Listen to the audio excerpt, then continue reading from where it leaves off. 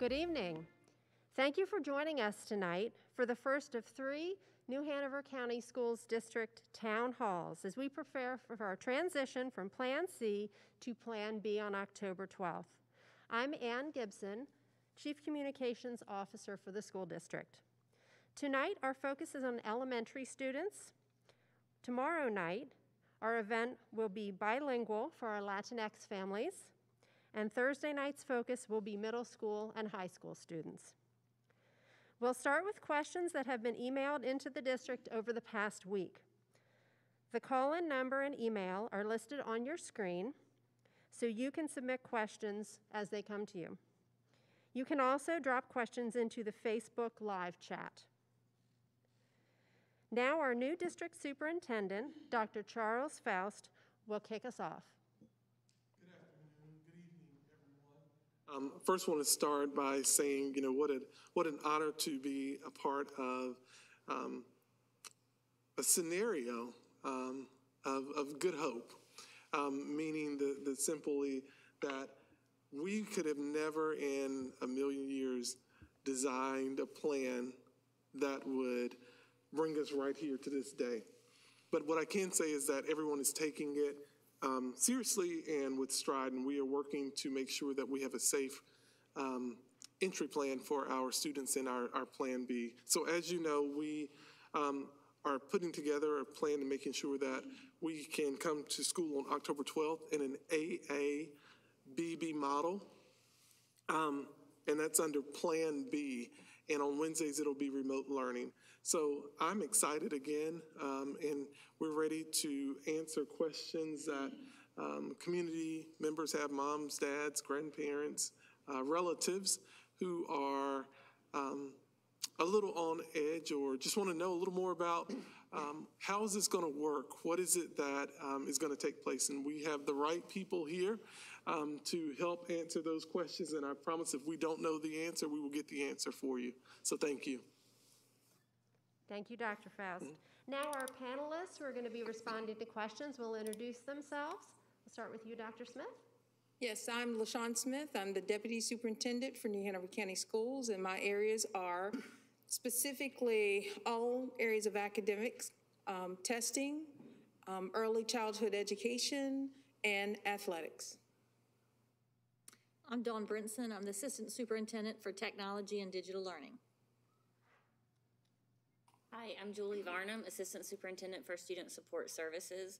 That includes school-based mental health, school counseling, school social work, school health, special education, and other areas that relate to those. Good evening. My name's Eddie Anderson. I'm Assistant Superintendent for Operations. And the areas of operations include transportation, child nutrition, maintenance, facility planning and construction, and safety. Thank you. We have a few other subject matter experts from our divisions. If you'd like to come to the microphone on the side there and introduce yourselves. Hi, I am Mary Hazel Small. I'm the CFO for the school system.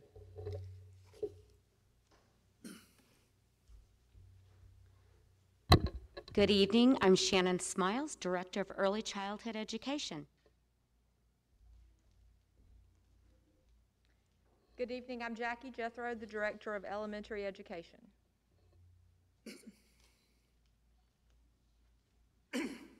Good evening. I'm Kristen Jackson. I'm the Director of Student Support Services.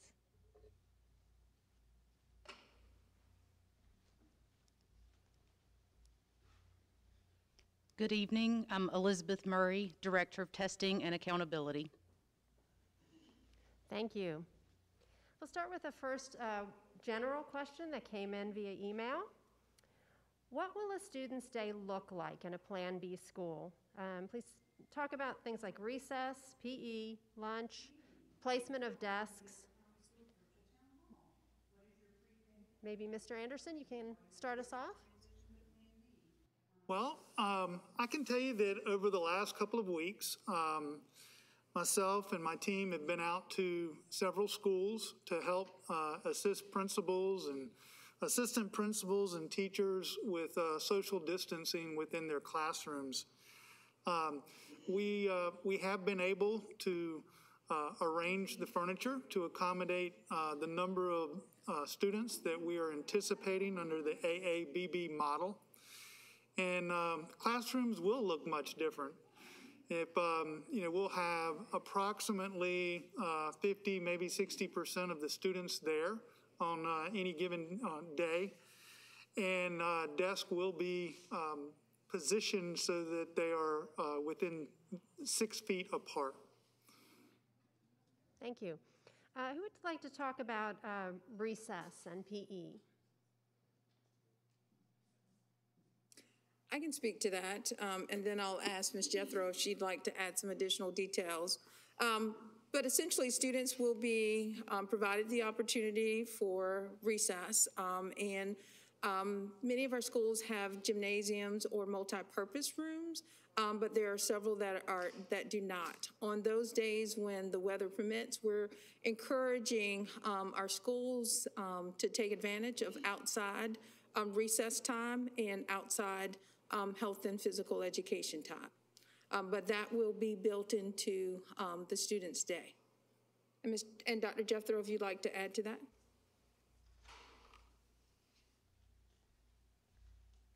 Thank you, Dr. Smith. The only other thing that I would add is that our principals are working with our health and PE teachers to provide those structured activities and keep everyone safe in the process of having that physical activity. Thank you. Will children need to be there at 8 a.m. for breakfast, and where will they eat meals? Great question. And at each school, we will have a grab-and-go breakfast.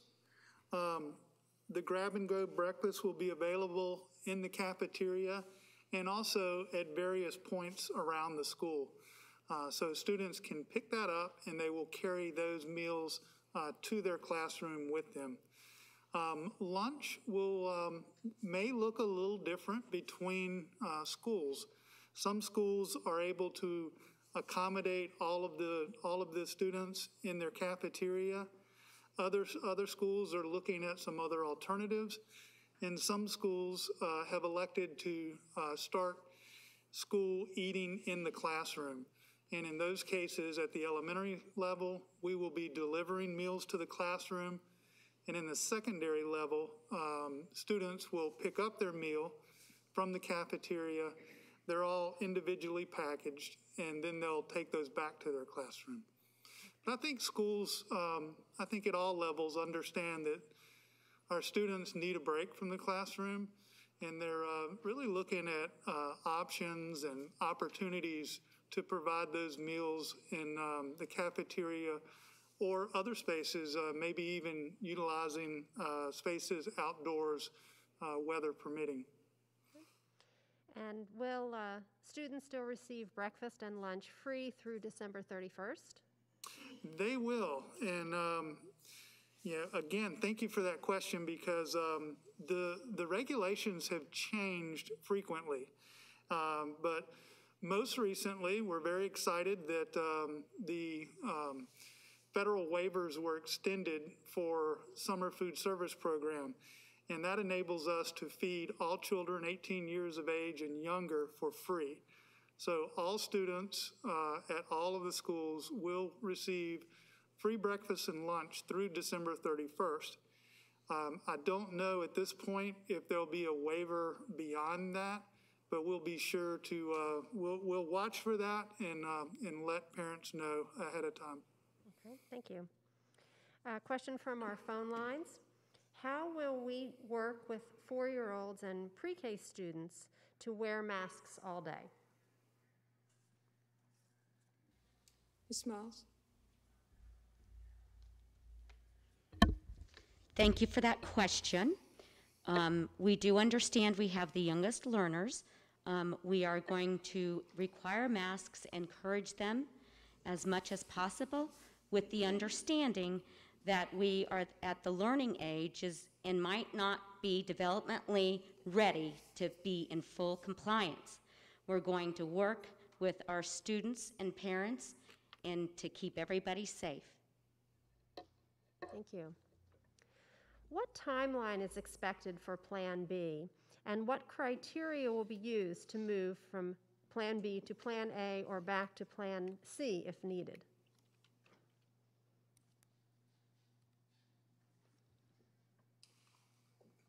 I'm sorry, I can answer that if I missed part of the question. I was actually looking for the question on the website. Absolutely. What is the timeline that's expected for Plan B? And what criteria is being used for the decision to move to Plan A or back to Plan C if needed? So the timeline, we have not created a timeline for Plan B for the length. What we would have to do is speak more with our health officials as to, are we moving in a direction where we can have more people in the building? And if that's so, then we'll come back and we will talk with our board to share that data. As I had stated in our past board meeting, that we would definitely continue to monitor, give updates as to where we are, where the county is with the cases. And if we have the opportunity to move to Plan A, we would do so.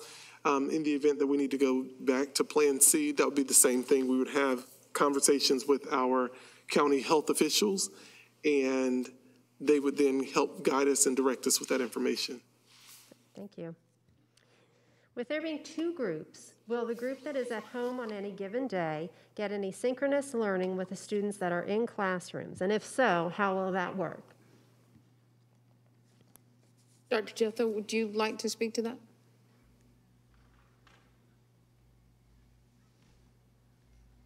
Yes, ma'am. I'm going to get you to repeat for me one more time. Sure.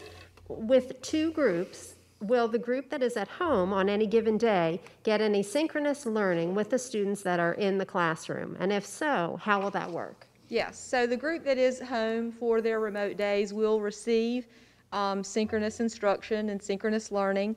That may look like a morning meeting and the social emotional learning, an introduction to the school day, a mini lesson that is shared in the synchronous format between the students that are actually in the classroom and the children that are at home.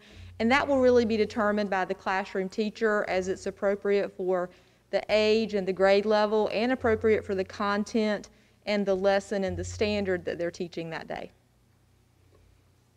Thank you.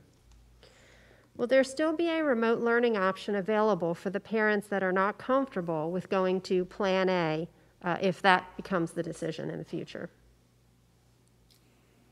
What I can share at this point is that in the discussions that we've had thus far, we would not be able to continue remote learning as it is. There would continue to be an online, fully online virtual option, and that fully online virtual option would be Virtual Academy. Now, we are continuing to have those conversations, but at this point, if we were to transition fully to Plan A, there would not be the continuance of remote learning as it is today. Okay. Will students have the same teachers when they're learning remotely and when they are in school? And will the teachers be live streaming while teaching children in the classroom? A lot of that is dependent on a specific school and their staffing. Principals are making every effort to ensure consistency and continuity of instruction and continuity in terms of the instructors or the teachers that the students have. But there may be times that that has to change. And as Dr. Jethro shared earlier, there would be the opportunity for live streaming as it is appropriate based on the ages of students, the grade level, and the content. Okay. Under the AABB model, can the schools guarantee socially distanced busing to and from schools? Yes. We will guarantee socially distancing on buses. We have a requirement to seat one student per seat. and that all students wear face masks. Because of that, our transportation this year will look quite different. We will need to plan to double up runs, and we will need to make shorter, quicker runs because of that. So to accommodate that, we're going to be moving away from more individual stops within neighborhoods to fewer community stops within neighborhoods. We typically can have 72 passengers or students on our elementary school buses. With the social distancing requirement, our capacity has been reduced to 26 students. So you can see you can see why we need to have shorter, quicker runs, and why we need to reduce those stops. Okay, thank you. Do all NHCS schools have an on-site full-time school nurse to assist with diagnosis, identification, and quarantining as needed? All schools have an assigned school nurse, but we have 41 school nurse positions for 45 schools, but we also have 2 additional school nurses that are school nurse supervisors. So all schools have their assigned nurse, school nurse, and our school nurses are public health employees, so they are employed by and supervised by public health. And so our school nurses and those 2 supervisors will be doing all of our contact tracing work with the support of public health, additional public health staff, and we'll be able to support timelines for anybody needing to self-isolate or quarantine and knowing when they need to return. Thank you. Mr. Anderson, one more question, just clarification. How many students allowed on a bus, socially distanced? 24. Okay. And siblings? Siblings will be allowed to sit together, or students within the same family, they are allowed to sit together on the bus. So in that particular case, we may be able to fit a few more. Since there wasn't an opportunity for traditional open houses for incoming 6th graders, are there plans, or what is the plan for the first day of school for students who don't know their building and where their classrooms are? What I can share is I know that middle school principals are right now having conversations about scheduling small group tours for their buildings so that we can orient students to their new schools. We've done some of that work with our high school students already. So I know that's in the plan. Okay, thank you. If there is an outbreak in a school, what is the district's plan to deal with it? Concerning any kind of cluster or outbreak, we will utilize the expertise of our local public health, who will actually be the ones to determine whether we have a cluster or an outbreak.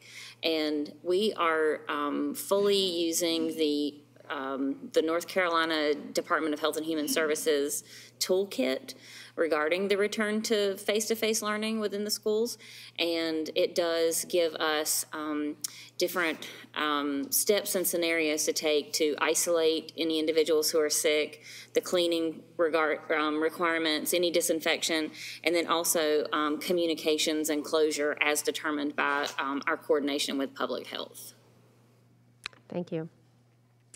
How will bus routes work? Will routes be picking up multiple schools, or will students be on the bus for longer times than usual? I think you touched on this earlier, Mr. Anderson. I did. We will be essentially operating on a 2-tier system, same as we did last year. Elementary schools will open and dismiss before our secondary schools. So every bus will run at least two routes. They'll run an elementary route, then they'll run a secondary route. This year, because of the reduced capacity on our bus, a number of our buses, we will plan for them to run at least 2 routes. That would be 2 routes at the same school, probably 2 of the shorter, closer routes. But they will be shorter. I don't think, actually students will be on the bus probably less time this year than they were last year. Okay. Will students be able to bring their own lunches from home to eat at school on the days when they are learning in person? They are allowed to bring food from home. But I have to say, I would encourage you to try out our child nutrition department. They're great. Will Virtual Academy students be provided electives in any way? Dr. Jethro, do you mind responding to that one? Sure. For kindergarten through 5th grade, Edgenuity Virtual Academy has health and PE and also has art. Our principals in our elementary schools are providing the opportunity if Virtual Academy students would also like to participate in music through the instruction from the music teacher at the school. Thank you. What are families obligated to report to the school regarding positive COVID testing? I'm sorry, did you say why or when? What are families obligated to report? What are they obligated to report? So we are already engaging in screening of all of our staff and any of our the children of staff who are coming to our remote learning labs. So the screening process was developed by our state public health to include questions on exposure, on any positive diagnosis, or any symptoms. And so we are following that public health toolkit. So we will ask students, every student, just like we ask every staff every day. And of course, we'll use our best judgment on how well students can respond to that. But we will follow the screening process every day. And if there is notification of exposure or a positive diagnosis or symptoms, then we have a secondary screening with the school nurse, and then we'll be in contact with families. On the first day of attendance, will parents and guardians be allowed to walk their child to the classroom? I'll take that one. Right now, we are operating on a necessary individuals in the building. We do not have access to the buildings right now for visitors. And as we transition and bring our students in, we're going to have to be really careful about how any families or any other individuals are in the building. But we're also going to be very sensitive to kids if their needs, if they haven't been in the building before and don't know where they're going. So I think there'll be a delicate balance in building that initial relationship. Also, I would encourage families to reach out to the schools and find out how they can do a virtual tour, or maybe even make an appointment to go and walk through the building ahead of time so that it's not happening when we're bringing kids in for the first time and going through screening processes. What is the plan for special needs children who will not or cannot wear a mask? That is a very, very difficult and sensitive situation. Of course, right now we know that in a public health crisis, we have to do all that we can to keep all of our students and staff safe.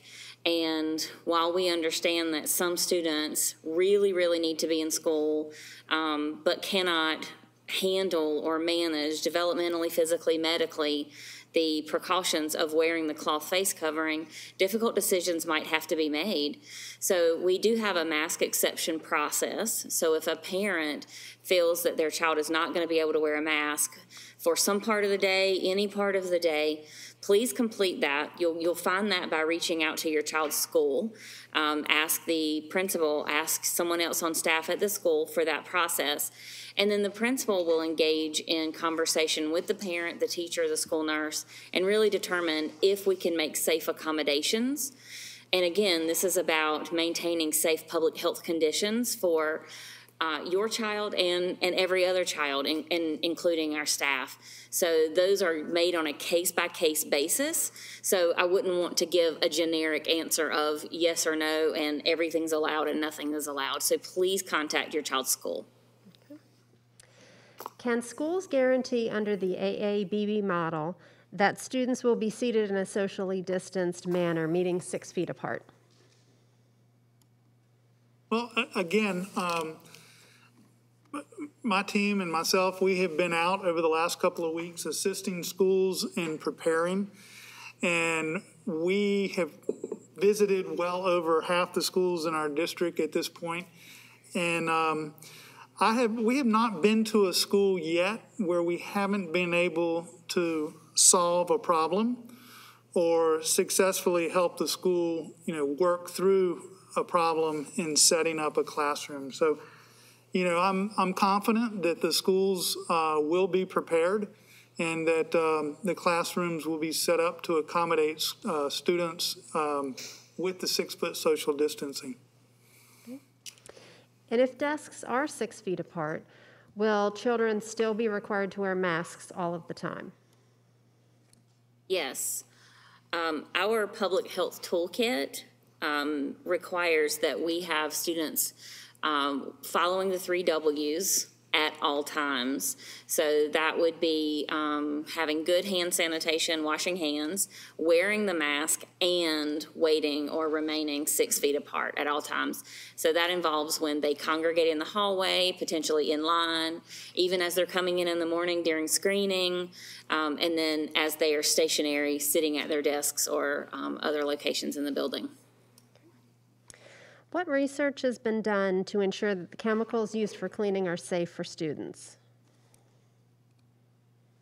Well, first of all, I'd like to address that by saying that the cleaning and procedures and protocols that we have put in place are all based on guidelines consistent with the CDC recommendations, and that any product that we're using in our schools is on the EPA's approved list for COVID-19. I'll speak specifically to one product that we're using in our schools for disinfecting. It's a Hilliard QT Plus, and I know that there have been concerns regarding that product, but the concerns are related to the material safety data sheet that's on the concentrated version of that. We do not use the concentrated version of that product in our schools. It's actually diluted to a ratio of 1 to 128. So 1 ounce of that is mixed with 1 gallon of water. And we do have the material safety data sheet for that diluted mixture, and there are no health or environmental concerns. And we are making some final updates to our custodial procedures, and we will be sharing that material safety data sheet along with our updated guidelines with principals in the next couple of days. And are there any cleaning protocols in place to make sure surfaces have been wiped so that the cleaning products won't touch food? Well, we are following the manufacturer's recommendations for using these products, which typically allow for a dwelling or drying time. From our phone lines, if I decide to keep my child home and do remote learning for the next 9 weeks, will I have the option to let them go to school in the 9 weeks starting in 2021? Yes. Okay, thank you. How much screen time is going to be required of elementary students who continue with remote learning? Dr. Jether, do you mind responding to that? Ma'am, there's not a requirement for a certain amount of screen time. Again, that will be something determined between the classroom teacher and the students, and it will be age appropriate, and it will also be appropriate for the activity or the mini lesson or the class meeting that is occurring. Will there be any strategies used for kindergartners who need to be socially distanced? Any specific strategies for young learners who need to maintain that social distancing?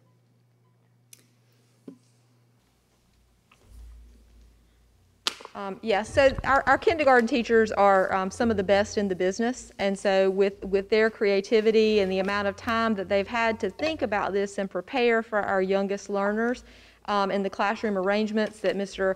Anderson is referring to, and the color coding, and different things that they are so skilled with, they will ensure that they teach the children how to maneuver through their day like that and keep everyone safe. Thank you. How will schools support social emotional development? And how will children safely collaborate for teamwork on school projects and interact for social friendship development? So I'll start with that, and then I would like to ask for Kristen Jackson to come up and speak about social emotional learning strategies that we have in place. But we're going to do everything we can to minimize the negative effects of social distancing. And while we know that it's going to be a little more difficult for small group conversations to happen and potentially, more meaningful connections, we're going to be working with our students to make sure that they understand the importance of the distancing and can find ways to still collaborate and connect with one another. But I would like for Ms. Jackson to share a little bit about our social emotional learning initiatives that are going to be in play that will be supporting our students. Specifically for elementary school, we've been using a program called Sanford Harmony. And we trained all teachers on that as the school year began. And we really focused on, you're a classroom, even though you're not together, you're still a group, and building those relationships between the students and the teachers. And now as children are coming back, that is still our focus. One thing you'll see with Sanford Harmony as a parent is that is the morning meeting, probably what the teacher calls it. And that just gives them some time to socialize, to talk about what's going on in their life, and actually start to form those relationships with their friends. Thank you. How will teachers manage live Zoom participants and in-person learners at the same time?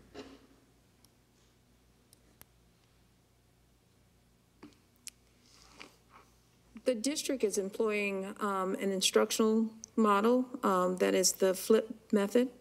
And as a part of that, principals are receiving training or have received training to support teachers in understanding how to deliver not only the face-to-face instruction, but also how to manage the students who will be attending remotely.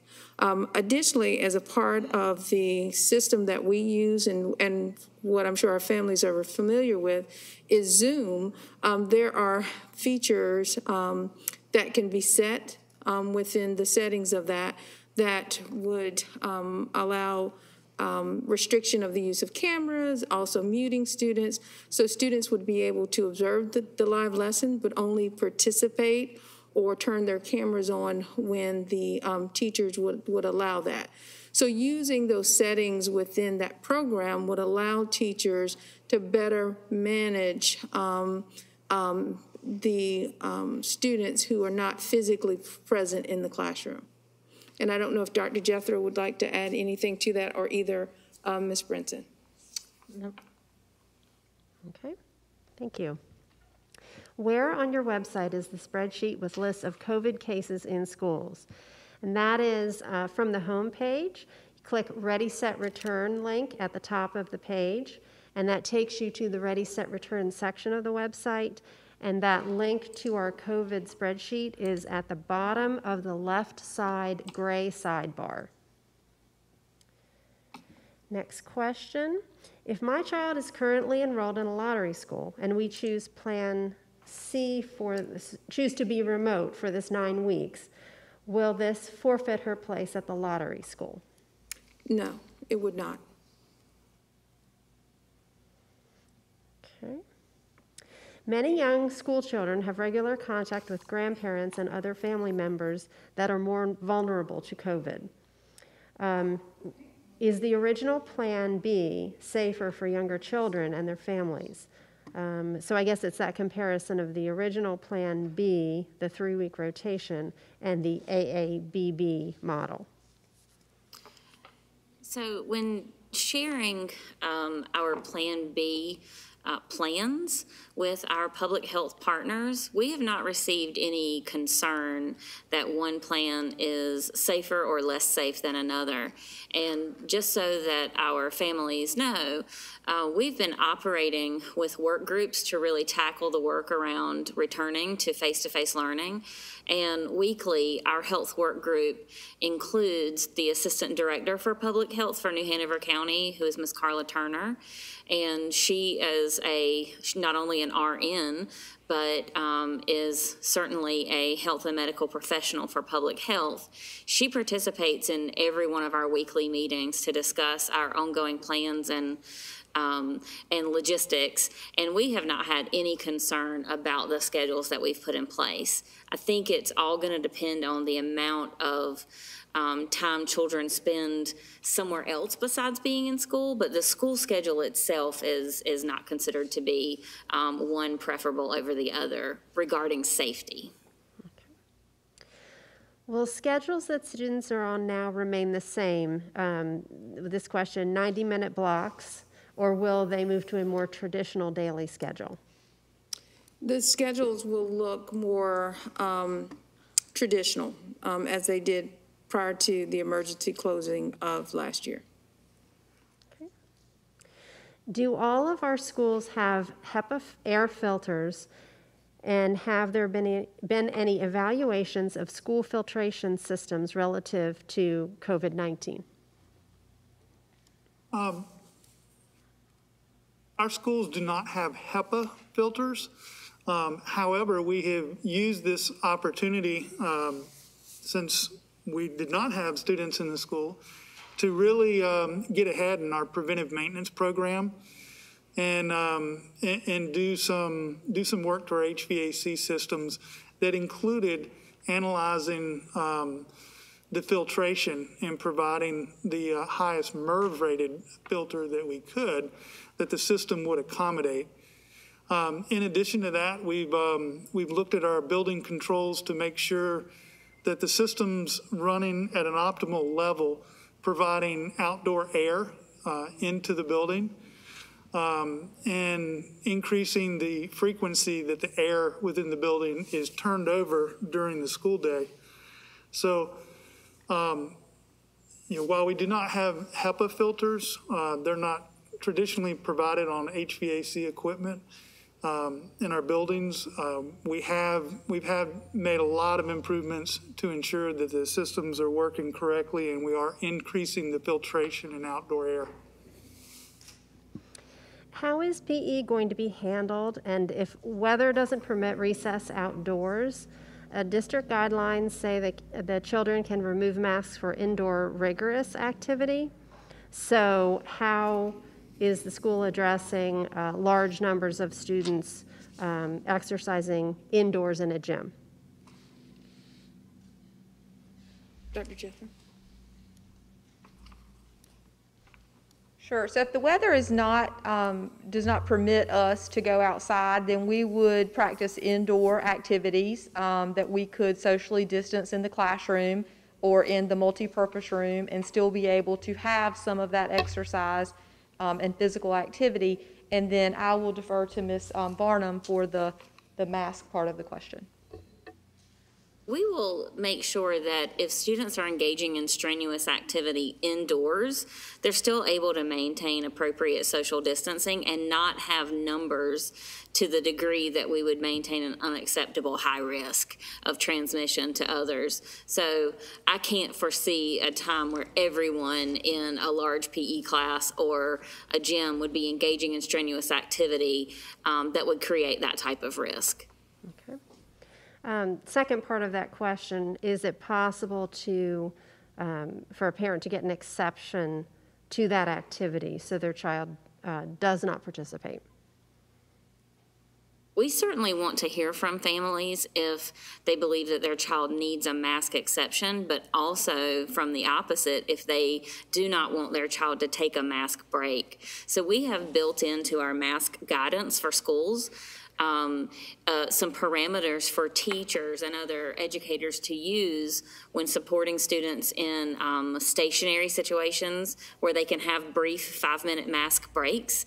But that's not going to be required for students whose parents or the student isn't comfortable taking a mask break. So certainly communicate that with your child's teacher. Okay, thank you.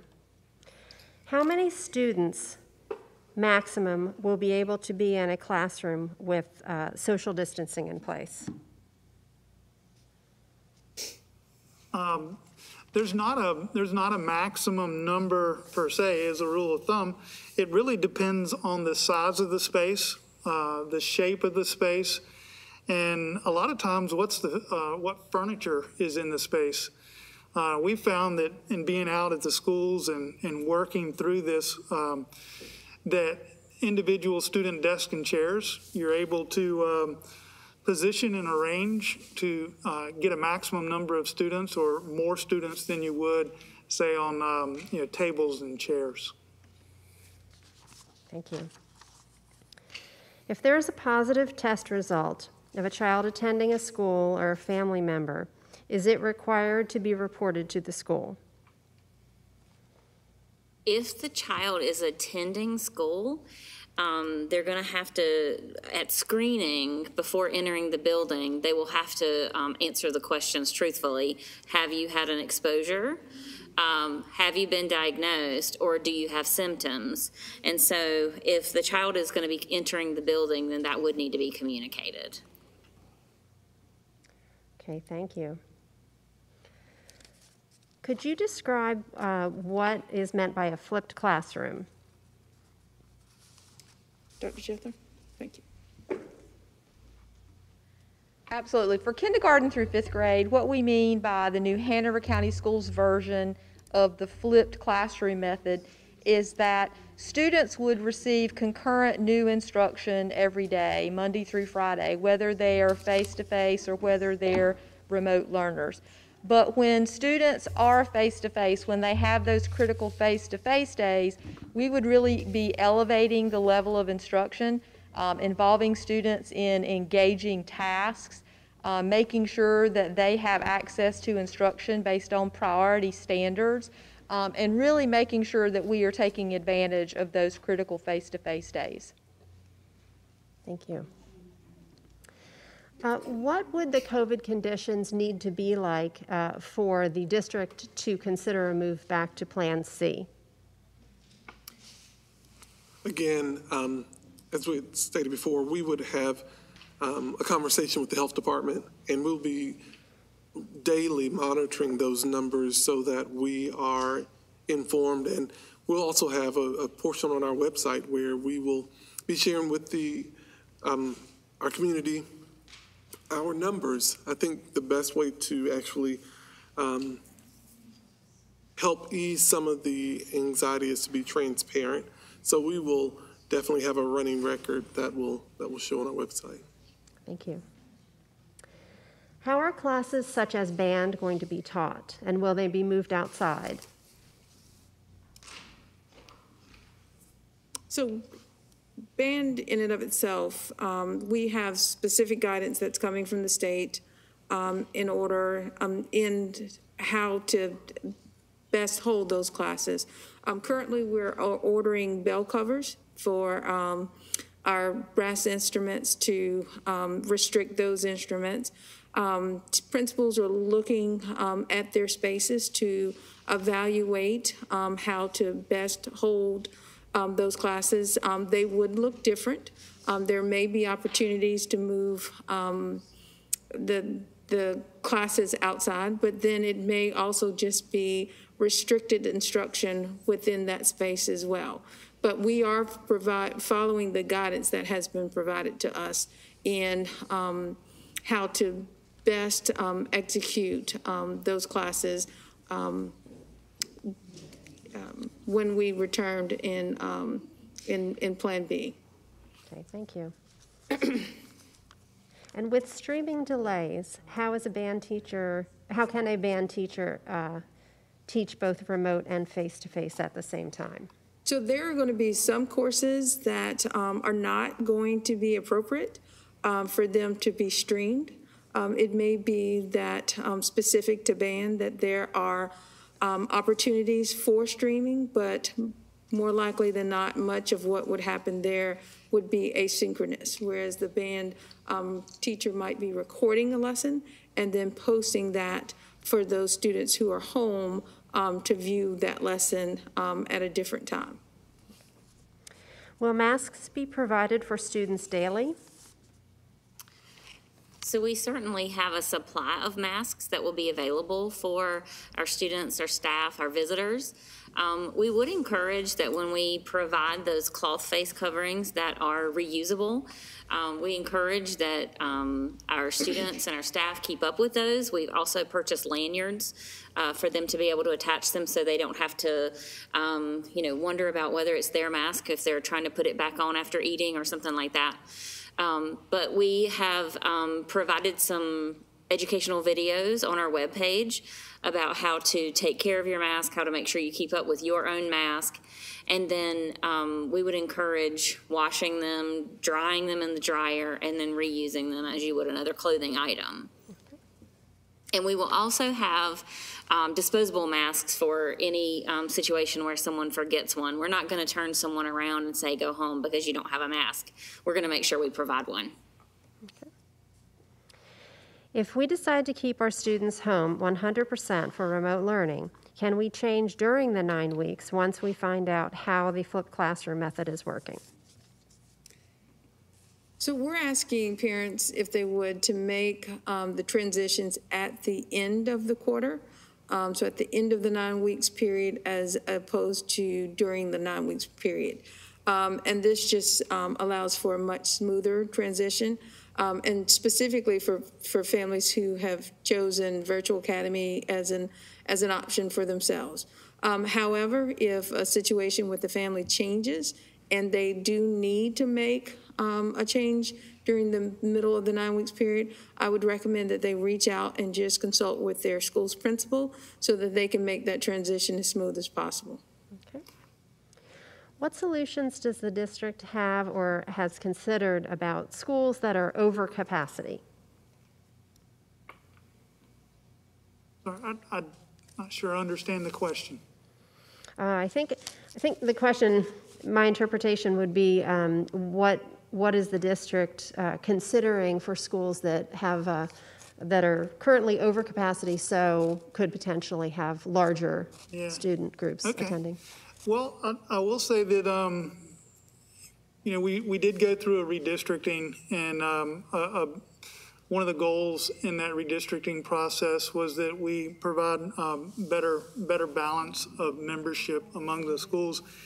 That's being implemented this year, and because of that, it certainly does help. Again, I think where schools, even though they may be over their building capacity in terms of number of students, because we're on the AABB model, not all kids are in the building at the same time. And where we have been out to the schools, we've been able to work with staff and coming up with solutions to accommodate the numbers that they're expecting. Okay, thank you. We have several bus-related questions. Is it required for all buses to have their windows down? And if so, what would happen if there is inclement weather? Yes, there is a recommendation that on our school buses to increase ventilation, that we do keep those windows down. In the event that we had inclement weather, we would, of course, close those to the point that we could so that students were not getting wet.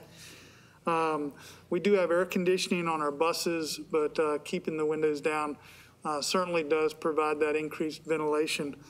While we're talking about transportation, I did want to mention that it was a good opportunity, a good lead-in, thank you. I did say that transportation will look different this year, and I wanted to mention two things that are really important for parents as they're preparing for their students to return. And that is, if you're planning to request bus transportation, you are required to have a parent guardian attestation form on file. So, that attestation form states that you will be doing the temperature screening and the screening questions at home, prior to your student going to the bus stop. And so you are required to have that on file. The form is available on our website. It's also available from your child's school. You can fill that out and you can submit it to bus.attestation@nhcs.net, or you can turn it into your school and they'll email it to us. The other thing we've talked about is a face mask, and all students on buses are required to wear a face mask. And because of the reduced capacity on our buses, we are not allowed to provide face mask exemptions for that. So if a student does arrive at the bus stop and they do not have a face mask, while one would be provided for them, but there's not an exemption for face mask on bus transportation. Okay, thank you. What is the deadline for that attestation form that you mentioned? I don't know that we had it would be the start of school. Okay. So I would say if we're starting up on the 12th, we'll need that all submitted by the 9th. Okay. And when and how will new bus schedules be announced? We, the transportation department is working around the clock right now to finalize those bus stops. I guess I mentioned the positive effects of redistricting. The other side of the coin is that we really are starting over in our routes. So they are working on that. At the very latest, we will have those published by the 7th, but we're hoping to get those out sooner. Okay. And where can, I think this question is referring to the app that families can use to see their child's bus route and pick up and drop off? Yeah, this is great questions. We have a lot of very informed parents, and you're leading me with some really good questions. I appreciate it. The parent portal. You can download that on Google Play Store or iTunes. It's called Parent Portal. You'll enter your students' you register and enter your students' information, and then once you get your bus assignment, you'll put that in, and you'll be able to see, where your student's bus is. You can also customize that to provide alerts. So if you want to know when the bus is a certain distance from your stop, it'll send an alert to your phone. So if you haven't downloaded it, please do. It's a great tool, and we've had very positive feedback from it. Okay. One more for you, Mr. Anderson. Is it possible to give a maximum number of students in a classroom or an approximate number anticipated in an average classroom under Plan B?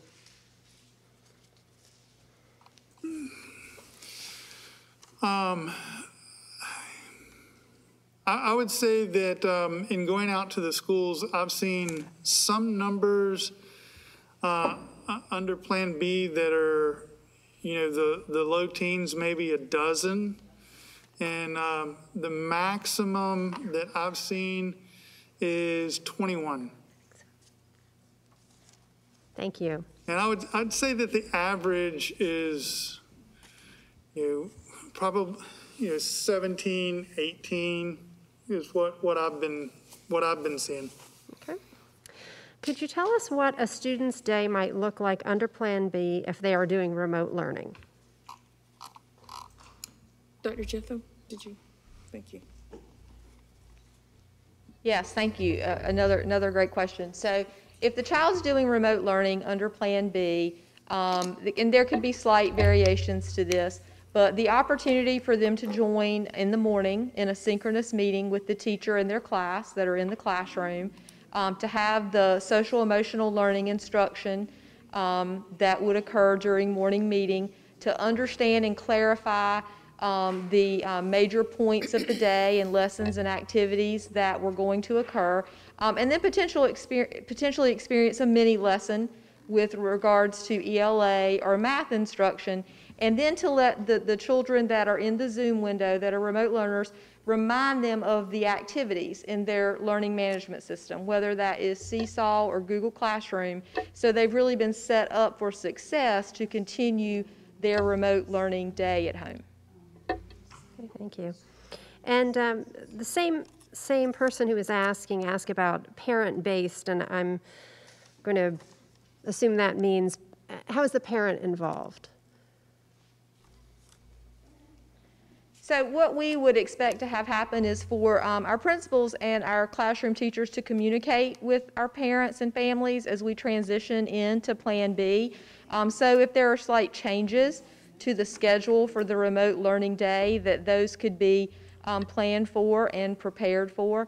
Also, I know that we are using the strategy and best practice right now in most cases where we let the parents know the Zoom schedule for the week, maybe the class meeting schedule for the week. So you could expect those same things to occur in Plan B so that parents would be able to help your students stay on schedule and be involved in supporting them. Thank you. Are there any extra precautions that are being given to staff that have loved ones in their homes that are suffering from high-risk conditions or respiratory issues?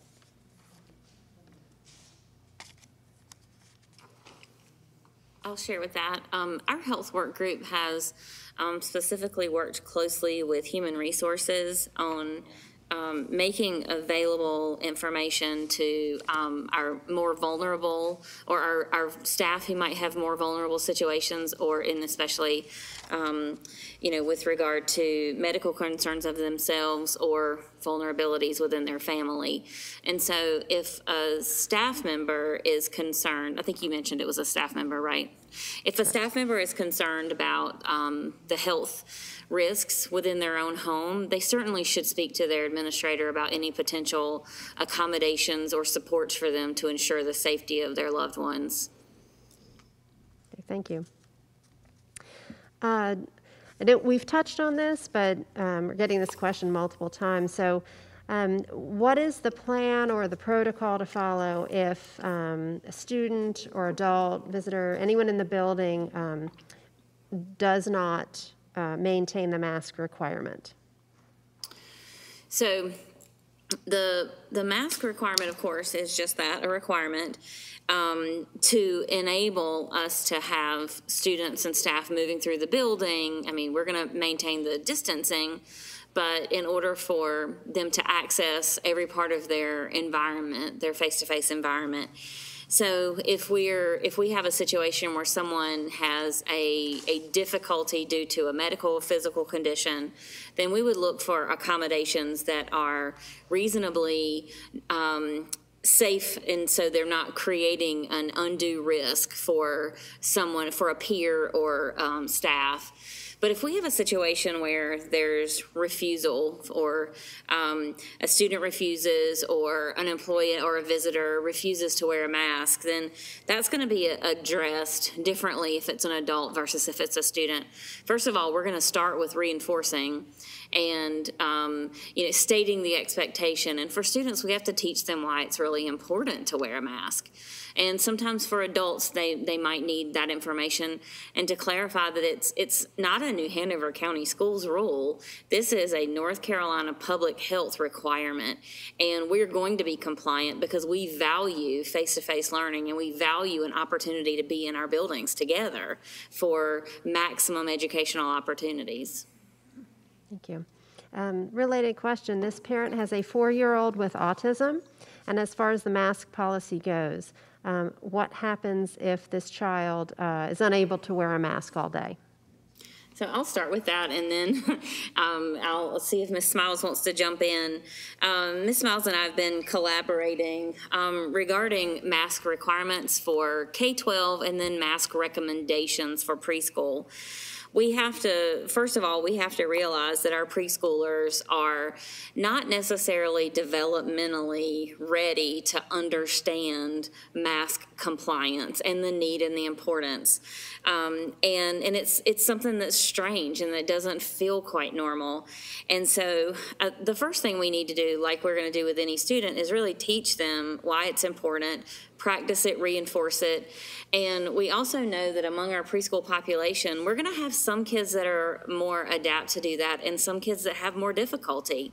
So it's going to be a continual reminding and supporting.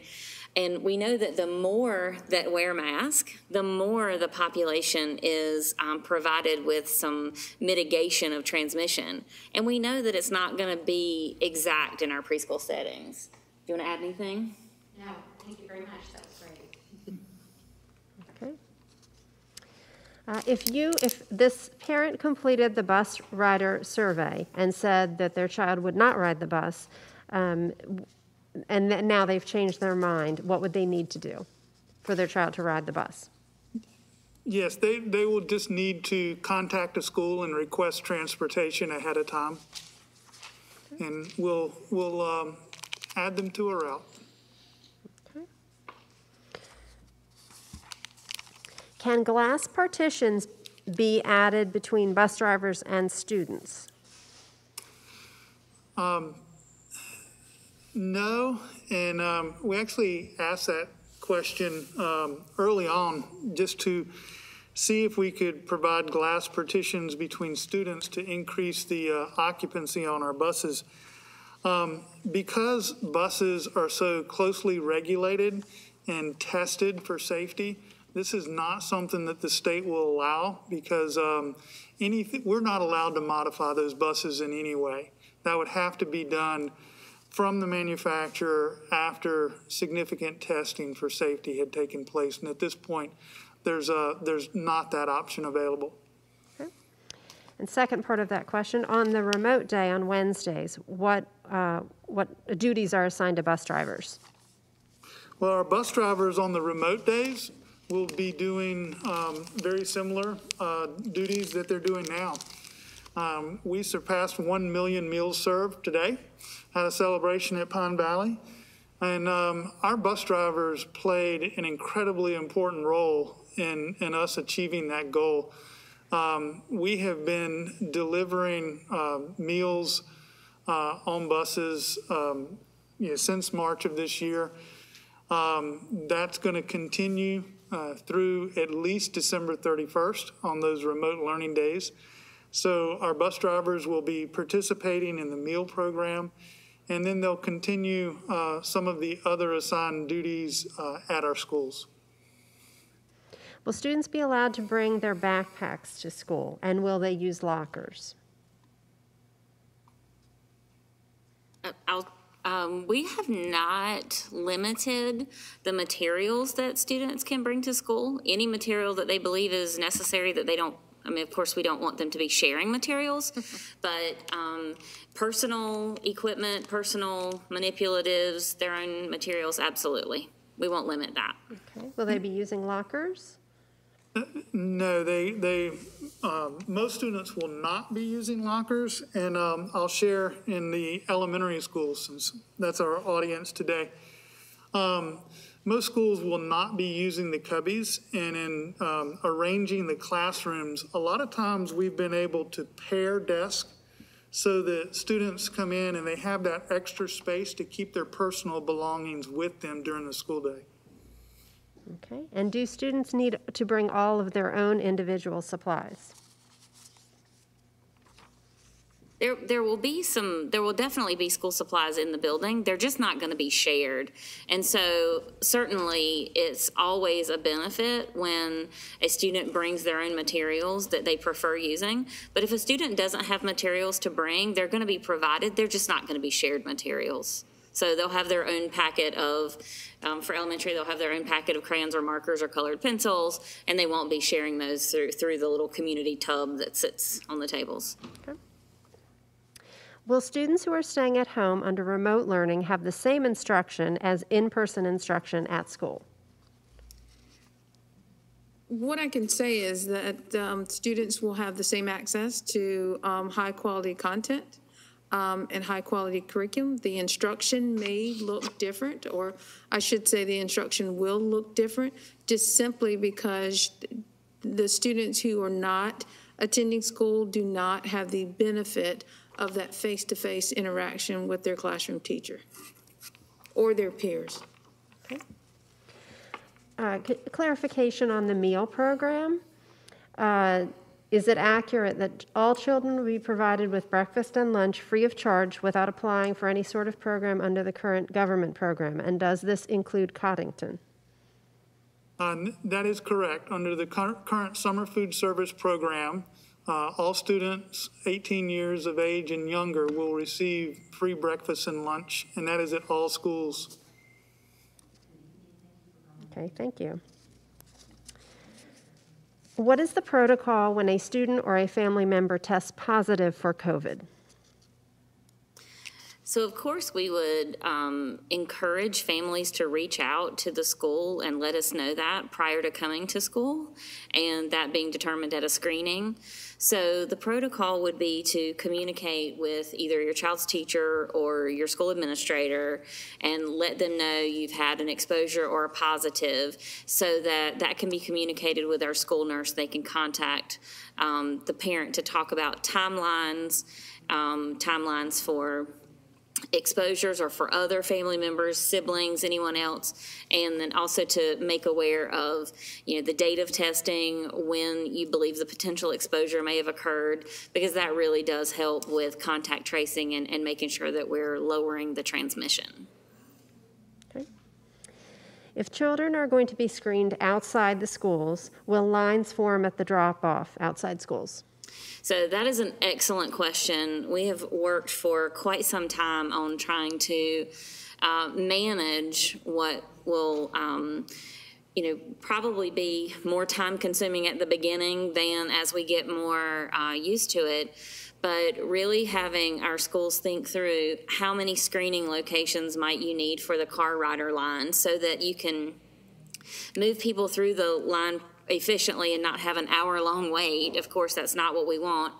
Our first concern is making sure that we screen properly. We don't want to lose the fidelity or the importance of the screening process by going too quickly. And in the beginning, it's going to take more time. But we do anticipate, being able to make it more efficient as kids and families expect the questions, and maybe even shorten it instead of, do you know anyone who, have you had any exposure to COVID-19? Really getting to the part about exposure, symptoms, diagnosis, and then, hopefully no, good, temp check and come on in and move more quickly. So we are concerned with and have been making plans to limit that wait time, but also making sure that we don't have parents drop their kid off and then we call and say, actually, we need for you to come back. We want to make sure that we're thoughtful in our screening process. And we are planning for social distancing for all folks waiting for screening, and even the screeners are going to maintain that 6 feet distancing except when they step in to take the temperature. Should K-5 students bring their own tablet with them to school on their in-person days, or will schools supply them with one to use in the building? So the students who checked out devices from the school system, are able to bring those to school and use them if they choose to. We've always had a bring your own device, so students who did not check one out, who have their own, if they want to bring theirs to school, they can. It is not required, but they can, just like they've always been able to. What are the EOG testing requirements for this school year for elementary students, and how will students be sufficiently prepared for this testing when having learned mostly remotely for this school year? Dr. Murray?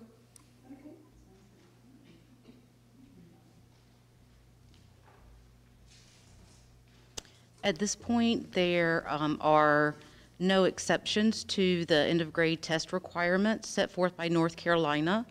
All students in grades 3 through 8 will be expected to take the end of grade test, and our teachers and school leaders and instructional staff are ensuring that all lessons, standard course of study, curriculum materials are aligned, and students will certainly be prepared for end of grade testing in the very much the same manner they always have. Thank you. Will neck gaiters be allowed in lieu of traditional face masks? So while there have been studies that we can find and connect to regarding the effectiveness of masks, we're still following the public health toolkit, the Strong Schools North Carolina toolkit, and the current toolkit version, which was updated on September 17th at the last amendment to the governor's order and design for school opening, states that recent studies on types of face coverings suggest that multi-layered cotton face coverings provide good coverage to keep droplets from spreading when we speak, sneeze, or cough. So of course we are going to promote multi-layer cotton face coverings, which will be the same thing that we provide for all students and staff. But if students and staff prefer to wear their own, of course we're going to encourage multi-layer. But the main thing is that we will be ensuring that folks are wearing their cloth face mask or face covering. So we're not limiting and saying that that gaiters or others aren't appropriate. You just have to have that cloth face covering. Will students be getting homework on the days that they are attending in person? I think that will be determined by the grade level of the student, and then also the content area and the instruction that the teacher provides. Okay.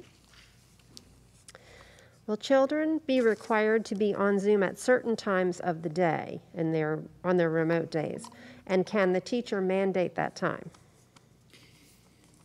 So as Dr. Jethro shared earlier, there will be scheduled times for synchronous instruction, but it is not a requirement. We are working with our teachers now to be able to also record their synchronous instruction, and then they would be able to make that available on demand for families who were not able to attend during the synchronous scheduled time. Okay. Will there be bus assistants on the buses to ensure students are following the rules? Well, we do have monitors and aides on all our pre-K buses and our EC buses. We have monitors and aides on a lot of other buses, but not all buses. And given the additional duties and responsibilities of school staff with screening and other things, we're not able to provide additional monitors and aides. If there is a confirmed case of COVID in a student's classroom, will the whole class be quarantined, or will the class resume for the rest of the class? So the best and worst answer for that is it depends. Of course, with contact tracing, the first question is going to be among the individuals in that class, and especially the one who has tested positive, were safety precautions followed all of the time?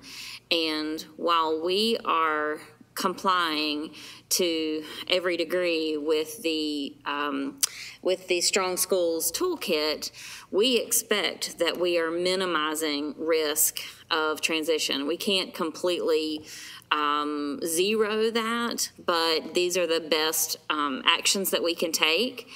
And so generally, we will not be creating exposures with every child wearing the mask and maintaining that distancing. However, we do have a school nurse assigned to every building that will really support that contact tracing and will dig a little bit deeper into all of the activities throughout the school day and determine if any exposure was potential. So while we don't expect we will be sending full classrooms home because of the level of our compliance with the toolkit, we know that there will be situations that where for the health and safety and out of an abundance of caution, folks will be recommended to isolate or seek medical guidance. Okay. We have several questions that may overlap slightly, but all have to do with these health and safety questions. I was told that if a student or teacher was diagnosed with COVID, that parents of that classroom would not be notified. Is that true? No, that is not a true statement. We have, as mentioned a little bit earlier, already begun the spreadsheet for positives. And what we have been doing at this time is anytime we have a positive case in the building, we make sure that the staff in that building, because that's who's there right now, and some may be bringing their own children to the remote learning lab, we're notifying either folks that have worked closely with that individual separately, or notifying the whole staff, because the whole staff are notified every time there's a positive case. And our school nurses are certainly involved in those situations. So when our students return to campus or to return to face-to-face learning, the specific types of communications will be guided by public health, but we have an expectation in our district that we will be transparent with cases and keep our spreadsheet up to date that's on our webpage. Will a child be unable to enter school if a family member has tested for COVID with a negative result but has an upper respiratory infection? Yes. So if there's been a test and it was negative, assuming that, and I don't want to get too detailed into this, but assuming that it's a valid test, then the answer to the screening question would be no to exposure and no diagnosis for that child. And then if that child doesn't have symptoms, then they would not be flagged at screening because they haven't been exposed to a COVID diagnosis or a COVID positive. So that should not be a problem. Okay. Have teachers been included in planning for reopening, and if so, how? Well, since I'm on a roll, I'm just going to go ahead and answer this one first. Not giving the mic up just yet. With regard to our work groups, and I'm sure that our work group leaders can all speak to that, but we have administrators, so principals and assistant principals, along with teachers on our work groups. And in the health work group, we have had an elementary teacher, a middle school teacher, along with an elementary principal, a middle school principal, and a high school assistant principal. And so what we know about our principals and assistant principals is, once a teacher, always a teacher, but we also have teachers on the work groups as well. And that's also true of the teaching and learning work group. And for us, we have an elementary school teacher as well as a high school teacher. And in fact, in addition to that, we also have folks who work in our district. They're not administrators, but they're liaisons and work very, very closely with teachers and schools. Okay, thank you. And this is similar to other questions, but maybe from a slightly different standpoint. What does instruction look like on the days when this parent-student is at home, meaning you have Monday and Tuesday in person, Wednesday, Thursday, Friday remote, and what does that week look like? Dr. Jethro, do you mind? Absolutely. So as we mentioned, the concurrent new instruction will go on every day, Monday through Friday. So if you are at home for any of the days that you're at home, your instruction would probably look very similar to what it looks like now. As we mentioned earlier, maybe a change in schedule or a tweak to some of the assignments as they relate to what is being done face-to-face. But during the remote days, it would look very similar to remote learning now. Okay. Will desks be shared between groups 1 and 2, or A and B? And how will students maintain their supplies under the AABB schedule? So desk will be shared. They'll also be cleaned in between groups. The materials and supplies, a lot of those they will keep with them, take them home. Even at home, I've heard where teachers are encouraging students to keep that backpack and keep all your supplies in it. Anything that's left at schools, what I've seen are individual trays where a student keeps their supplies in that tray, and it's stored on that student's remote days, and then switched out from A days to B days. Okay, thank you. Surrounding counties have prepared for Plan A. Question is, does New Hanover County Schools have a plan for Plan A? Should we be able to move to Plan A? We currently have not worked on a plan for Plan A. However, we will continue to monitor our cases here in New Hanover County and work again with our health officials in an effort to, in the future, move to Plan A. This parent's child is in the immersion program at the International School at Gregory. Does the virtual academy have Spanish language content at the K-5 level? Director Jethro.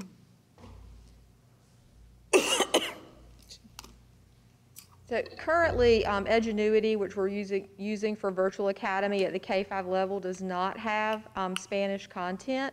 But that is something that the teachers at Gregory, the Spanish immersion teachers at Gregory, are working on. Okay. So the related question, would they be able to join back with their cohort once it is safe to do so, or would they be removed from the immersion program? Or is that to be determined? They would not be removed from the immersion program.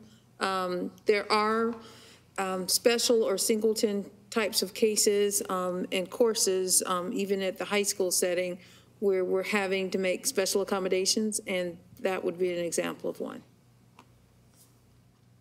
Thank you. How can I best support my child's teacher? We usually would ask for a wish list and meet the teacher on teacher night. What are other ways that parents can support their teachers? I think, definitely we can, or parents, I think you can schedule Zoom conferences with teachers, and they will definitely give you a list or ask the teacher specifically, how can we support you with needed materials? And I'm sure that the teachers will be more than happy to provide some insight. Okay. What will be some of the allowed interactions among students during recess? So the recommendations that we have provided to schools are to, even in recess, to maintain the social distancing. We are right now still limiting shared materials or like balls and that kind of thing. But if supervised, certainly students are going to be able to interact. There might not be a moment throughout the entire recess where they maintain 6-foot distancing, but the goal is to keep them distanced. Also, we want to make sure that if it's supervised, kids can have a mask break outside, and any mask break would involve kids not really, running around unsupervised and farther away from an adult who can remind them to keep the distancing. So I think that's really going to be a fluid situation, and as we have learned throughout this process, recommendations have been changing and ever evolving, and we will continue to look for every opportunity to get back to some, predictability and more enjoyment in the educational setting while maintaining safety. Will children be having lunch in the cafeteria or the classroom? Well, that'll be a school-based decision. We've made arrangements for schools to eat in their classroom, but principals working with the cafeteria managers are evaluating other locations, such as the cafeteria or even providing some outside time for lunch, if weather permitting.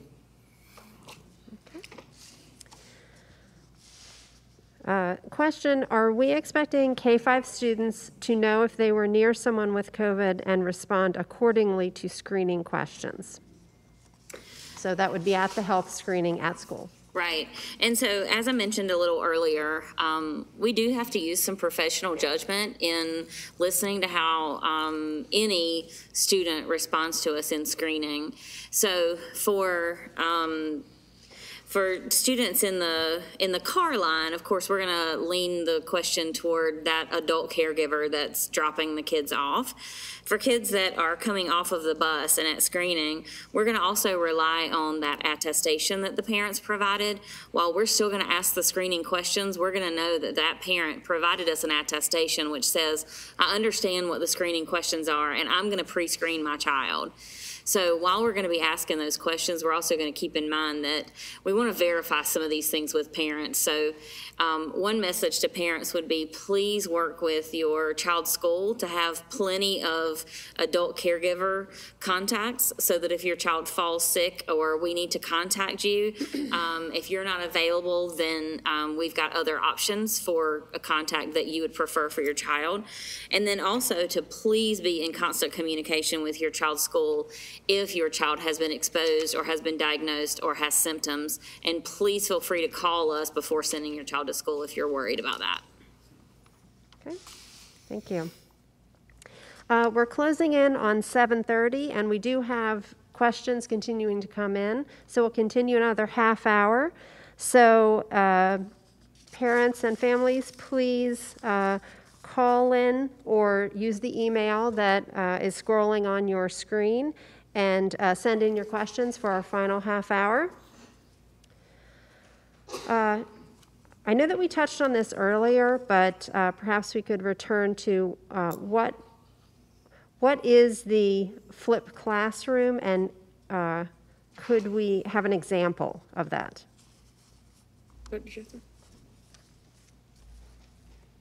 So the New Hanover County Schools and instructional method of flipping really consists of the concurrent new instruction continuing for children every day. So that pacing and that flow of lesson continues in terms of introducing new information, new concepts, new academic vocabulary.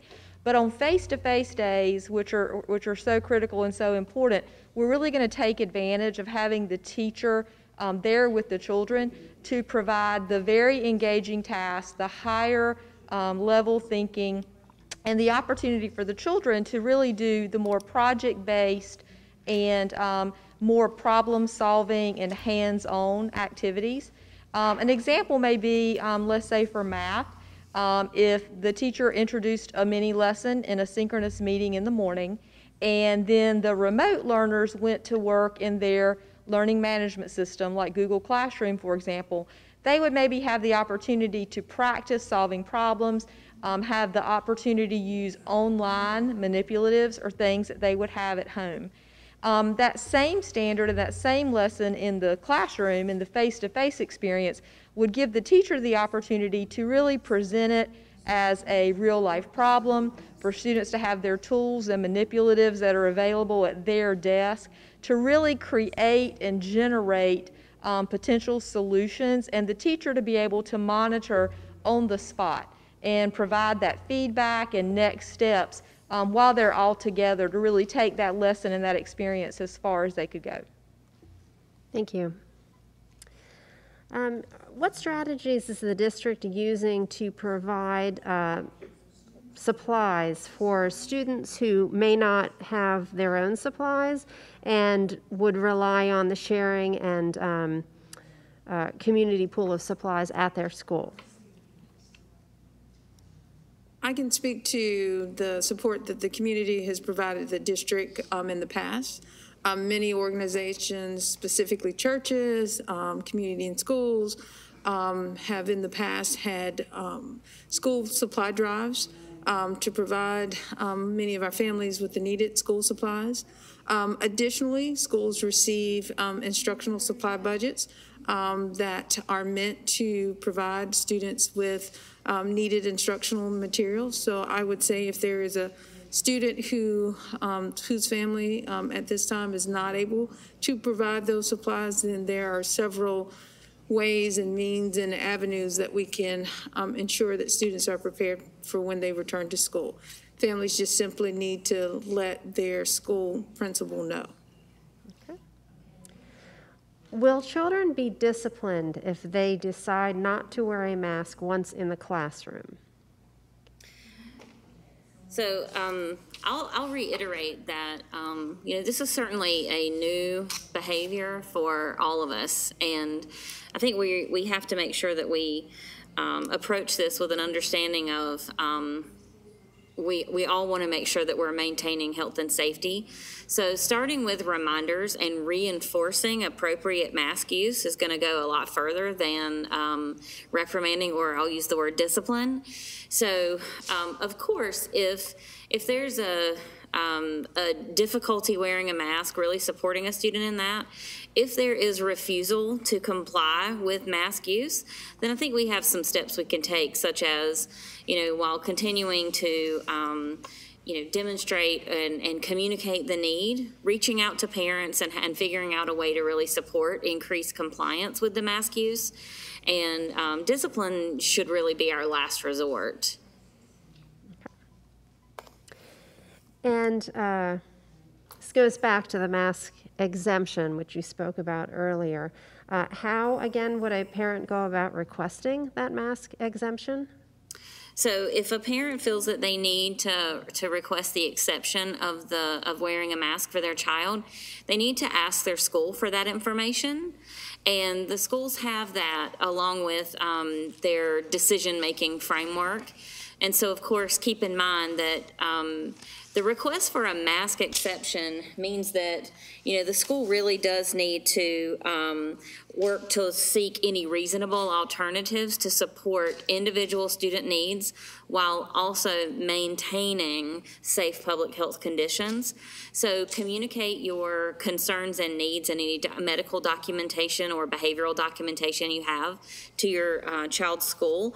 And if you ask your child's teacher and they're not aware of it, certainly reach out to their the school administrator, because they have the process in hand. How is the district handling students that have joint custody with one parent requesting face-to-face and the other requesting remote learning? That's actually come up a few times, maybe even today. First, we want to have good communication with all parents and legal guardians of a child. And so there sometimes are helpful deciding factors. For one, if parents have equal joint custody, then we would encourage that they try to work that out. Sometimes we engage in conversation with them to try to come up with ways that they can find a compromise, and we can always make that decision if we need to. And we do have, I won't quote the policy because I don't have that in front of me, but we do have school board policy regarding student assignment that relates to that area, that we really want parents to make the decisions that are, their decisions to make, but we will step in and assist. But also really communicating with parents and understanding what any court documents might say sometimes helps clarify. Okay. Will pre-K students be socially distanced like K-5 students?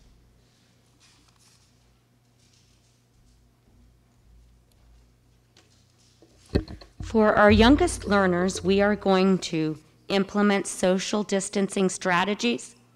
However, the way we enforce them will look a little bit different due to the fact that they are 3 and 4-year-olds. We will be social distancing with our K-12 friends in common areas. In our classroom, we will try our very best to reteach, teach, and implement and practice best strategies for social distancing and modeling those developmentally appropriate behaviors for that and work with these students again and again. Thank you. Is there a specific number of hours students are expected to Zoom? Dr. Jethro? There is not a specific number or a set number of hours or a set amount of time that students are expected to Zoom. It will be planned between the teacher and the parents and the students and appropriate for age and grade level and the content and the standard and the lesson that we're teaching. Thank you. Is the district aware of any new study with the CDC on an increased rate of K-5 cases of COVID among K-5 students? So we maintain, like we said, regular communication with public health, in fact, multiple times today, talking about any recent updates and, new information. We rely on our public health experts to give us any updates for our strategies or how we put into practice. But mostly, we are following the Strong Schools Toolkit that has been published for us and is updated very frequently by our state director for Health and Human Services, which is our state public health. And so while we all individually and maybe even professionally stay up to date with any revisions or research or, again, updates from CDC, or even the World Health Organization, we are going to comply with the Strong Schools Toolkit as North Carolina defines it. Okay. Are students allowed to wear disposable face masks? Yes. Okay. And will teachers be required to provide recordings of their instruction?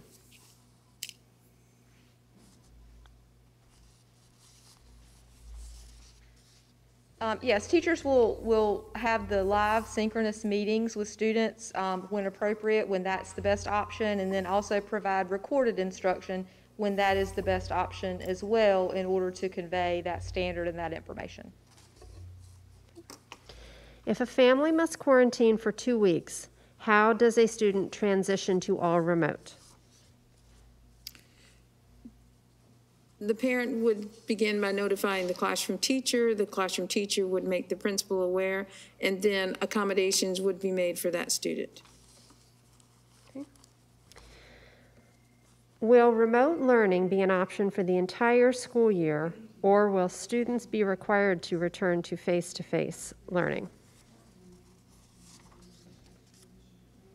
So there is a all-year virtual option.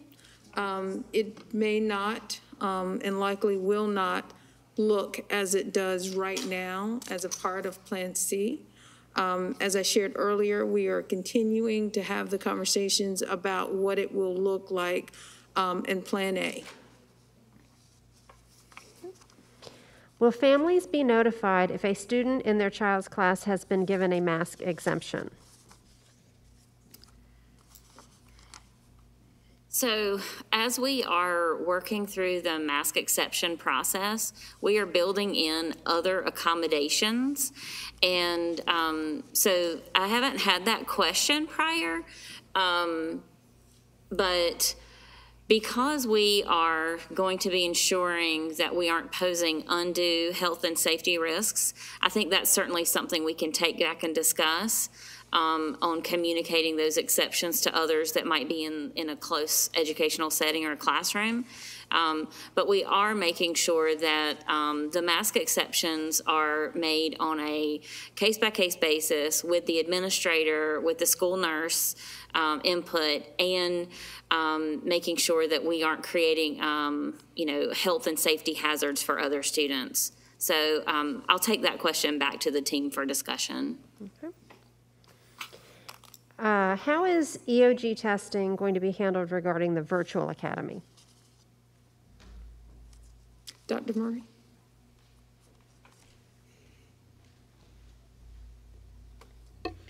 Because North Carolina end of grade tests are secure, all students are required to participate in the end of grade testing at a school location, whether that be paper pencil or online. So at this time, there are no exceptions made by the state of North Carolina for any other mode of testing other than for students to come to their school building. This question pertains to Edgenuity and alignment with NC standards and how that will be addressed in end-of-grade testing. Dr. Jethro? And then, of course, if you need assistance from Dr. Murray. So the content in Edgenuity is aligned with North Carolina state standards.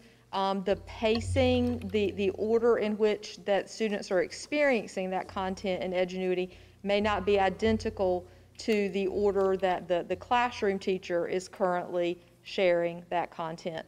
But that content would still be covered over the course of the school year. Okay. If students are eating in the classroom, how long will lunchtime be, related specifically to the amount of time students will be without their mask on? Well, what I can say is under our child nutrition guidelines and requirements, there is a minimum seat time required, which for lunch is 20 minutes. So there'll be a minimum amount of time of 20 minutes provided for lunch. Okay, thank you. All right. And what are district plans to provide adequate numbers of substitute teachers?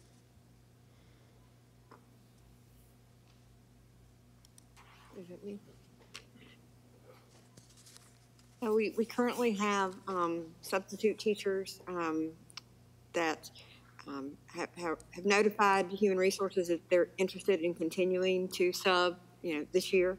We're recruiting others at the same time. And so we'll also, look for other employees in the building who can help sub as needed. And hopefully that will take care of the sub needs. Okay. And what specifically is the protocol if a student is sick, but it's not COVID related? What will be required for them to return to school? So again, and I know folks are probably tired of me mentioning the Strong Schools Toolkit, but it covers a lot of information that's really helpful for us. We actually have a screening flowchart guide, and if we have students that are experiencing symptoms that could be related to COVID, of course, there's one plan for that.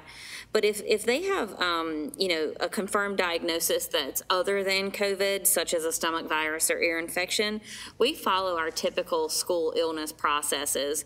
Of course, we want to make sure that students don't come to school with fevers.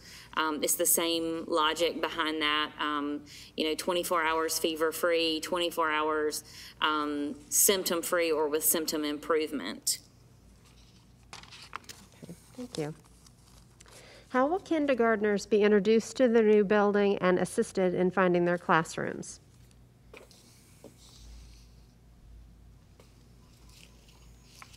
This is probably my favorite question of the night because I can't really tell you how excited that the principals and the teachers are to welcome the kindergartners in the building. I have lots of conversations during the day.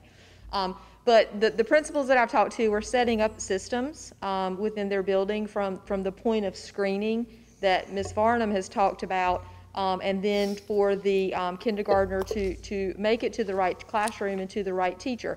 And so just today, some of the conversations that I've had are color coding systems, like with balloons, for example, so that the children will have a path to follow. And then also just having the teacher escorts. And so being able to walk a small group of kindergartners, just maybe 2 at a time so that they have the social distancing, and get them to the classroom to introduce them to the teacher, and then that person would go back and get 2 more. So they're really excited about it, and it's part of our daily conversation. Okay. All right. What are some ways that parents can feel assured that schools will be cleaned when students return to, that schools are being cleaned when students return to the buildings? Well, I can say that our school buildings and facilities are probably the cleanest they've been right now, because we have used this opportunity to get a lot done, and we've used this opportunity to prepare for the reopening. In addition, we have studied the guidelines and taken a lot of time in preparing our procedures and protocols. We've also provided a lot of training to our custodial staff, to principals, so they know what to expect. And we've provided those procedures and guidelines to our principals. So this doesn't fall on the shoulders of one person. It falls on the shoulders of many to get this done and to assure that it's happening on a daily basis, and it's being done correctly. Will parents be required to answer screening questions during bus pickup, or will screening happen at the school? Yes, screening for all bus riders will happen at the school. Bus riders are required to complete and submit a parent guardian attestation form, which states that the parent or guardian will be performing or will be checking those symptoms and doing temperature checks at home. So you have to have the attestation form before you ride the bus, and then there will be a screening at the school, but not at the bus stop. Okay, thank you. And I know that prior question addressed the bus windows, but if you could speak to that again about bus windows being down and the use of air conditioning? Well, we do have air conditioning on our buses. However, we'll be following the recommendations in our toolkit, and we will have windows down on days where we're able to do that. There may be some days where we would have windows partially open, or in the midst of a heavy downpour, we may have those windows closed and the air conditioning running. But whenever possible, we will have those windows down for that increased ventilation. Okay, thank you. All right, we have about a little less than 10 minutes left before we close. So again, if there are any additional questions, the families watching, please use the email to submit your questions, or call in with the phone number provided on your screen. And I know we touched on questions related to Plan A earlier, but another take on that. This one specifically for you, Dr. Faust. When would be a timeline for a plan to be developed for Plan A? So as I stated, we're closely monitoring this, and we want to make sure that first safety is at the top, and making sure that when we come back, we have everything aligned as is stated by the health officials. I do understand that we do have insight or information that, and everyone, I can say, minus this COVID, wants to get back to normalcy. I understand, but we definitely want to make sure that we are safely moving forward with this. So once we're in school, we need to monitor how we are. And in that same vein, we will be looking and giving the board updates so that we can bring it back to the board, and so that the board can then evaluate if we're ready or not to move to Plan A. Okay, thank you. And will the remote learning schedules remain the same as they are now and the in-school schedules start at 8 a.m. Like in years past? Dr. Jethro? The in-school schedules will remain the same as they have been in the past. What I would expect is that there's the potential for the remote learning schedule to shift or be tweaked just a little bit as we make the two work together for that synchronous instruction. But what you would be able to expect is to hear from your child's principal or teacher so that you would know what to expect with that schedule change and when to expect the synchronous meetings. A question from another parent of a kindergartner about when parents and children can visit or view their school, or how they go about making that happen. I know that principals have planned some virtual open house options and things like that, which will in effect allow you to see the inside of the building and the classrooms. But in addition to that, I would reach out directly to the principal and request the opportunity to do that so that maybe a meeting and a tour could be set up like that in small cases. What are some ways that families could help to make sure that the masks are used properly during school? Well, I think it's always going to be helpful for us to prepare our kids ahead of time on what the expectations are, that wearing a mask involves covering your nose and your mouth. And also look at videos that we have on our website about, under Ready, Set, Return, about mask hygiene and how to take care of your mask, how to ensure that you're only wearing your mask and not someone else's, how to make sure that you keep your mask clean so that it is a protection for others while it's not, a pollutant for yourself.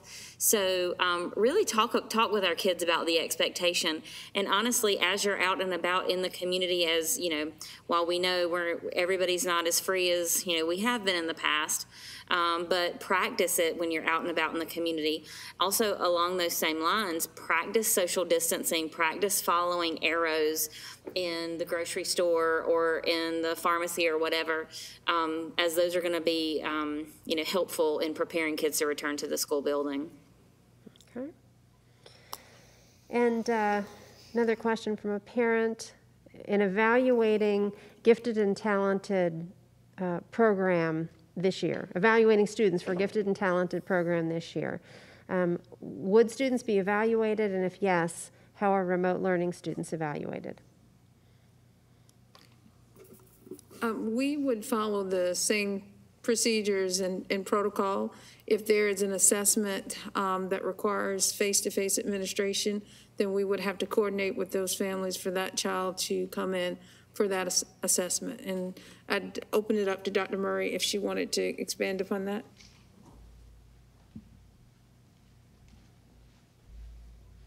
Yes, that's correct. We would certainly open up the opportunity for any student to be assessed, and our current plan is to move forward at some point in the year with our grade 3 universal screener. So that will take place at a later date, and parents are encouraged to watch for information from their schools about when that testing and assessment will take place. Thank you. Mr. Anderson, if you could reiterate just one more time how and when families will learn what group they're being assigned on buses.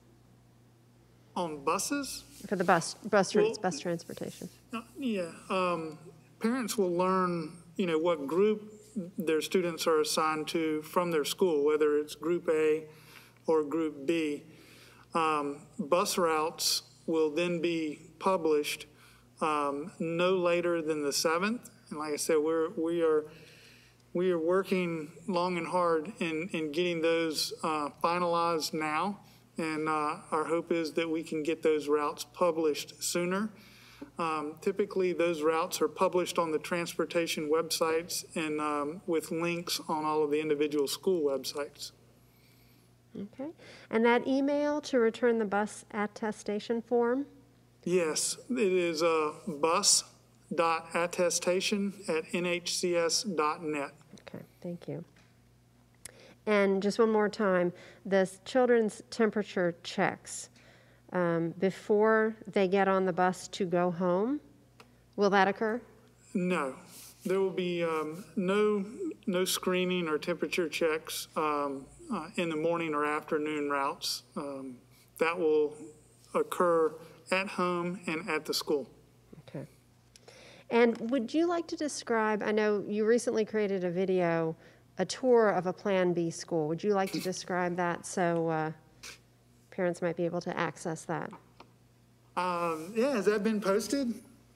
I would just say to parents and others that in terms of what your school will look like, it will look very much like the grocery store, the bank or department store, and other places that you've been out in public during all of this.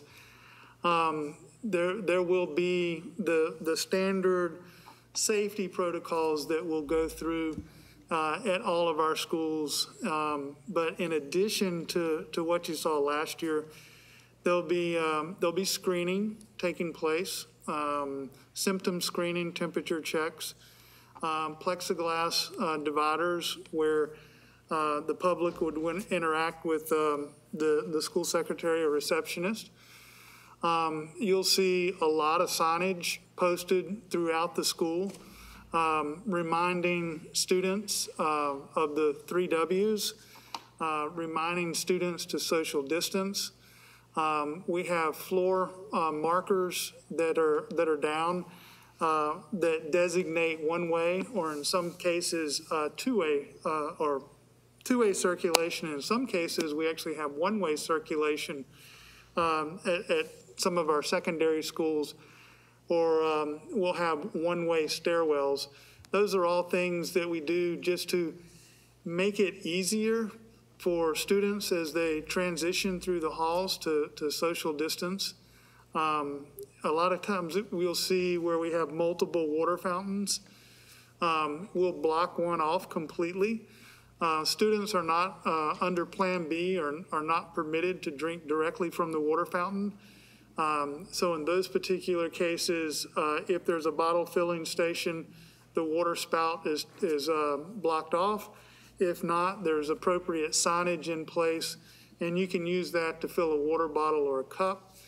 In restrooms, you may see at a bank of 3 sinks, the center one that is blocked off, just to provide that opportunity to social distance if there's multiple students in the restroom at the same time. And along those same lines, the stand here stickers are positioned outside of the group bathrooms to give students some direction and guidance in where to stand. All the classrooms are set up so that the desks are 6 feet apart.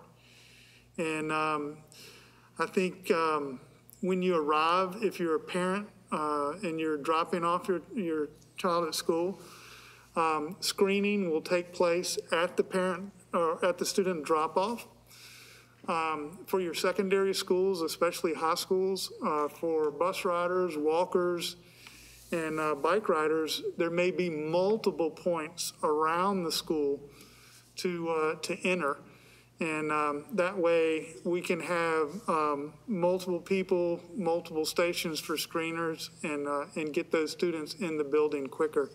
So a lot of planning, I can't emphasize that enough, a lot of planning from all of these groups have gone into have gone into making each school, I think, successful in how they'll implement this.